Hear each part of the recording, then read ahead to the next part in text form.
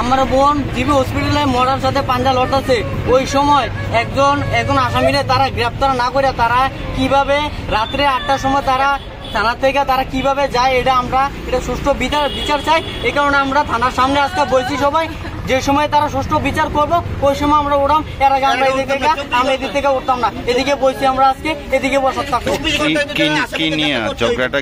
ঝগড়া কি নিয়ে তারা স্বামী স্ত্রী বেজাল, তারপরে আমরা জানি না হের বন্ধু আইছে, হের বন্ধু আর বন্ধু ওয়াইফ মিলে আমার বোনের বেদরূপ মারধর করছে, লাঠি দিয়ে মারধর করছে এবং সাব্বির আহমেদ ওর বুকের উপরে উইটা দাঁড়াইছিল অনেকক্ষণ।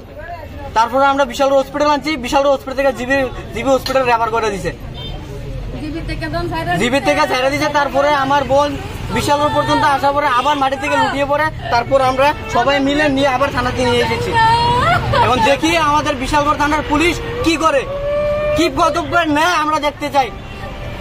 আমরা গরিব বলে দেখি আমাদের কি কোনো আইন নেই, তারা টাকা দিয়ে শেষ করে নিবে। আমরা তদন্ত বিচার চাই।